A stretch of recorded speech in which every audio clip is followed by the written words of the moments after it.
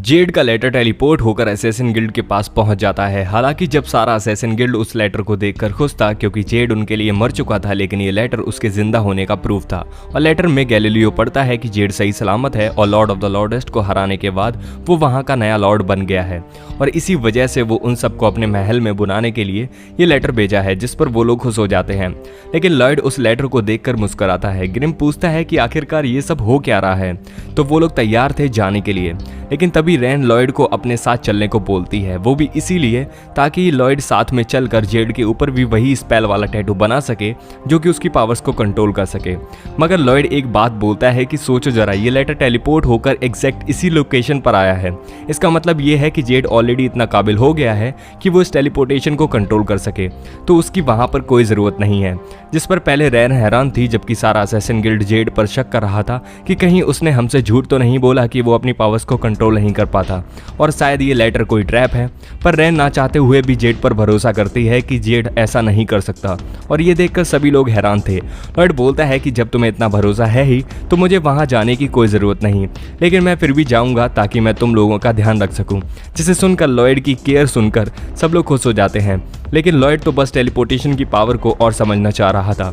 रैन बहुत ज़्यादा ही लॉयड से इंप्रेस हो गई थी कि इतना उसे देखकर लग रहा था कि कहीं उसे लॉयड से प्यार तो नहीं हो गया। और फाइनली लॉयड और सभी लोग बहुत तेजी से हवा में उड़ के जा रहे थे, जिनकी उन्हें खास आदत तो नहीं थी और इसी वजह से उनकी हालत खराब भी हो रही थी। तभी वो लोग एक जंगल में लैंड करते हैं जो कि थोड़ी ही दूर था जेड के महल से, और उन सब की हालत बहुत ज़्यादा खराब हो चुकी थी कि वो अब और उड़ना नहीं चाह रहे थे। और तभी लॉयड उन्हें वहाँ पर आराम करके चलने को बोलता है। तभी रैन उन सब के लिए खाना बनाने के लिए चीजें जंगल से लेने के लिए जाती है। उसके जाते ही रैन के बारे में तालिया बताती है कि बचपन में रैन ने अपने ही जहर से अपने पेरेंट्स को मार दिया था और तब से वो जंगल में ही पली बड़ी है और इसी वजह से उसे जंगल की सबसे ज्यादा नॉलेज है और इसलिए वो लॉयड को अपने खाना बना के इम्प्रेस करना चाहती है।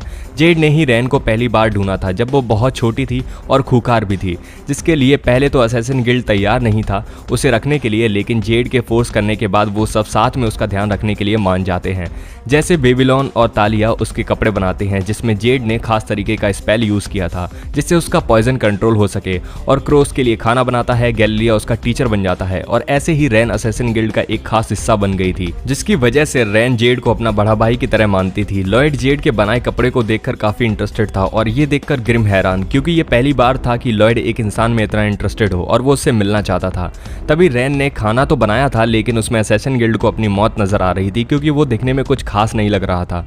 और वो क्रो से बोलता है कि एक बार अच्छा खाना बना है ये बोल दो, पर रैन उसे मारती है कि ये मैंने प्यार से बनाया है तो इसमें कोई मैजिक करने की जरूरत नहीं। लेकिन तालिया समझाती है कि लॉयड एक प्रिंस है तो उनको हम जो खाते हैं वो कैसे खिला सकते हैं, और जब तक वो समझती उधर लॉयड और ग्रिम ने खाना पेलना स्टार्ट कर दिया था। लॉयड को तो आदत थी पिछले जन्म की, क्योंकि वो उस जन्म में बहुत ज्यादा गरीब था तो कुछ भी खा लेता था, और इसे देखकर वो लोग खुश होते हैं कि लॉयड हमारे खाने की रिस्पेक्ट कर रहा है। और वैसे भी खाना इतना बुरा भी नहीं था, और शायद रैन के पास कुछ कुकिंग टैलेंट तो है क्योंकि उसके पॉइजन होने की वजह से उसे कभी खाना बनाने नहीं दिया था, लेकिन लगता है कि वो अच्छी शेफ है और वो खुश होती है कि वो ये जेड को भी खिलाना चाहती है। तभी हम जेड के साथ उनकी एक पास सीन को देखते हैं जिसमें जेड उन्हें पहले खुशखबरी सुनाता है कि उनके सर से इनाम हट गया है और एक सच बताता है कि वो असल में लॉर्ड ऑफ द लॉर्डेस्ट का तीसरा बेटा है, जो कि पहले तो बस उनका यूज करने के लिए आया था ताकि उनकी पावर से वो अपने राज्य के लोगों को बचा सके अपने ही लॉर्डेस्ट फैमिली से, क्योंकि वो लोग हर वक्त जंग के बारे में ही सोचते रहते हैं। और इसी वजह से वो उन सब से झूठ बोला था और इतने टाइम से उन्हें मैनिपुलेट करते आया था, और बोलता है कि मैंने तुम लोगों से झूठ बोला कि मैं एक भगोड़ा हूँ,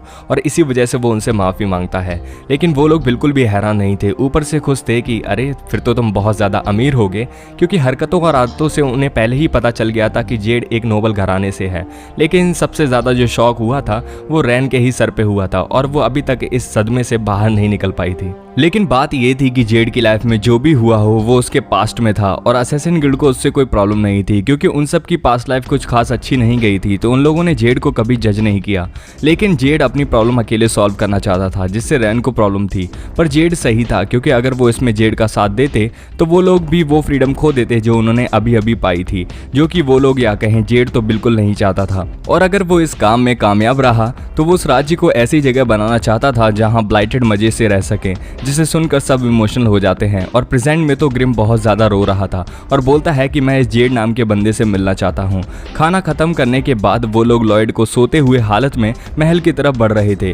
गैलिलियो हैरान था कि जो बच्चा इस पूरी दुनिया को अपने मैजिक से उड़ा सकता है वो इतने प्यार से कैसे सो रहा है।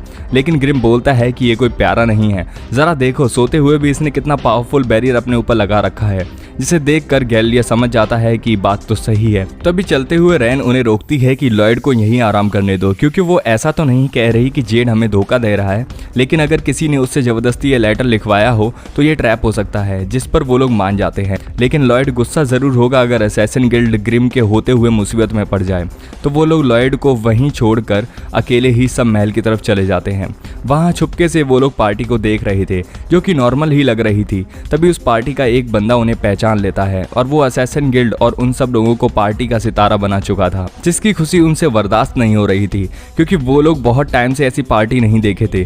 फाइनली रैन तैयार थी जेड से मिलने के लिए। ग्रिम लॉयड को लाने के लिए उड़ता है, लेकिन रैन उसे रोककर बोलती है कि वो नर्वस हो रही है जेड से मिलने के लिए, तो क्यों ना ग्रिम उसके पास ही रुक जाए, और वो ऐसा करता भी है। तभी गैलिलियो जल्दी से जेड के बारे में पूछता है। जेड फाइनली एंट्री मार देता है, जो कि पहले तो लॉर्ड के कपड़े पहने हुए था, लेकिन अपने टेलीपोर्टेशन मैजिक से अपने पुराने कपड़ों में आ जाता है, जिसे देखकर असैसिन गिल्ड हैरान था। जेड बताता है कि वो प्रैक्टिस करने के बाद अब ये मैजिक आसानी से कंट्रोल कर पा रहा है, और वो सब इमोशनल हो रहे थे कि अब क्या बोलें। रैन तो रोने लगती है खुशी में, लेकिन जैसे ही ग्रिम जाने को बढ़ता है जेड बोलता है कि पता है क्या, मुझे तुम लोगों में से कोई भी याद नहीं और मुझे इससे कोई फर्क नहीं पड़ता, और सबके झुकने को बोलता है, जो कि क्रो की पावर लग रही थी, और सब झुक भी जाते हैं। पूरा एरिया ज़ॉम्बी लैंड बन गया था और उन्हें समझ नहीं आ रहा था कि यहाँ पर हो क्या रहा है। जेड बोलता है अपने साथियों से कि बोला था ना कि कुछ हेल्दी ब्लाइटेड मैं बहुत आसानी से कलेक्ट कर सकता हूँ, और सब क्लैप करने लगते हैं। रैन जेड से पूछती है कि ये सब हो क्या रहा है, लेकिन जेड उन सब को उन ब्लाइटेड में से किसी को भी खाने को बोलता है। जेड बोलता है कि वैसे इस लड़की का क्या नाम था मैं तो भूल गया। और अब सारा असैसिन गिल्ड बस फंस चुका था क्योंकि जेड नहीं लग रहा था। तभी ग्रिम अटैक करता है जेड पे और बाकी सब लोगों को भागने को बोलता है, लेकिन जेड उस अटैक से टेलीपोर्ट होकर बच गया था और ग्रिम के पीछे आकर उसे किक करता है, जिससे ग्रिम रॉकेट की तरह उड़ जाता है। जेड गुस्से में अपने कपड़े चेंज करता है और बोलता है कि ये मामूली डीमन की हिम्मत कैसे हुई मेरे ऊपर अटैक करने की। तभी ग्रिम उड़कर लॉयड के पास आके गिरता है, जिससे लॉयड की नींद खुल गई थी और वो ग्रिम को ऐसी हालत में देखकर बहुत ज्यादा गुस्सा लग रहा था। रैन और बाकी सब लोग बहुत ज्यादा हैरान थे। तभी वो ज़ॉम्बी जैसे लोग बोलते हैं कि तुम्हें समझ नहीं आ रहा, तुम छोटे लोग, तुम छोटे जैसे दिमाग वाले। तभी गैलिलियो और तालिया समझ जाते हैं कि ये साइकिक लाइफ फॉर्म है जो ह्यूमंस को इन्फेक्ट करके उन पर कंट्रोल करती हैं। और जेड बोलता है कि सही का, जो भी हाथ दिख रहा है वो सब डीमंस हैं जिन्हें वो दूसरी दुनिया से लाया है।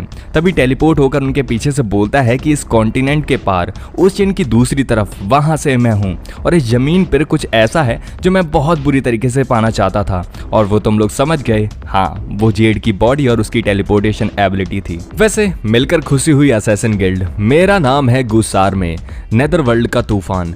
जेड मर चुका है क्योंकि मैंने उसकी बॉडी ले ली है। टेलीपोर्टेशन वैसे कमाल की पावर होती है, तो ये सब वर्थ इट रहा। हाँ, कुछ महीने लगे उसके दिमाग पर कंट्रोल पाने के लिए, जो कि काफी अच्छा टाइम था, जिससे उसका दिमाग और दिल सब पागल हो गया था। रैन चिल्लाती है गुस्से में कि तुमने जेड के साथ क्या किया।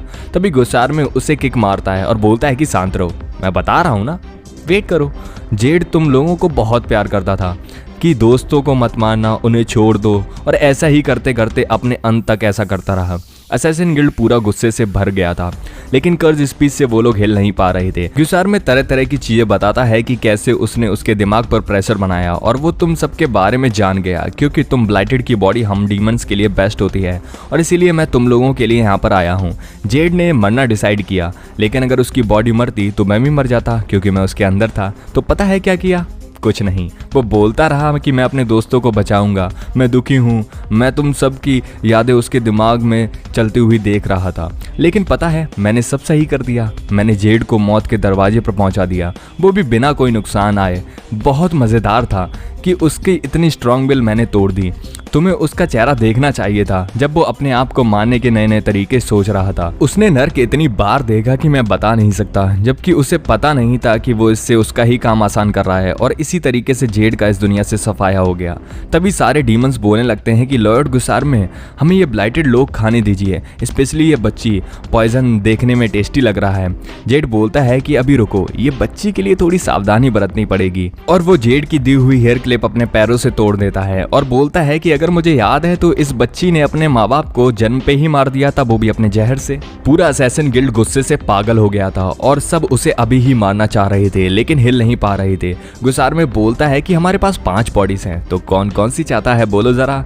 और तभी उसका ध्यान रैन के मैजिक टैटू पर जाता है, जो कि जेड की मेमोरीज में नहीं था। और वो समझ जाता है कि ये मैजिकल स्पेल से किया गया है, मतलब मैजिक, जिससे उसे कोई खास दिक्कत तो नहीं थी, लेकिन उसे देखना था कि वो कौन है। और वो रैन से पूछता है कि किसने किया है ये कौन है और क्या इफेक्ट पड़ता है इसका, जवाब दो। जो कि कर्ज स्पीच से बोला गया था, लेकिन रैन अपने आप को कंट्रोल करती है और अपनी जीभ काट लेती है खुद से ताकि नाम ना बताए। और वो जेड को याद करके अपने आप को कंट्रोल कर रही थी, लेकिन गुसार में उसे फोर्स कर रहा था इतने डरावने तरीके से कि रैन की हालत बहुत खराब हो जाती है। तभी एक पावरफुल मैजिकल सर्कल बनता है गुसारमे के ऊपर, जिससे असैसिन गिल्ड के लोगों के ऊपर बैरियर बन जाता है। लेकिन गुसारमे और बाकी डीमंस के ऊपर एक धमाकेदार अटैक होता है, जिसके एक्सप्लोजन से पूरा महल उड़ गया था, जिसमें छोटे मोटे डीमंस तो खाक हो चुके थे, जिसे देखकर असैसिन गिल्ड बहुत ज्यादा हैरान हो गया था। और ये किया था हमारे हीरो लॉयड डे सैल्यूम ने। वीडियो खत्म होता है। वेल सो गाइस, अगर आपको ये वीडियो पसंद आया तो प्लीज हमें लाइक, कमेंट, शेयर, सब्सक्राइब करिए। बाकी मिलते हैं नेक्स्ट एपिसोड में, पर तब तक के लिए bye bye, sayonara and arigato for watching.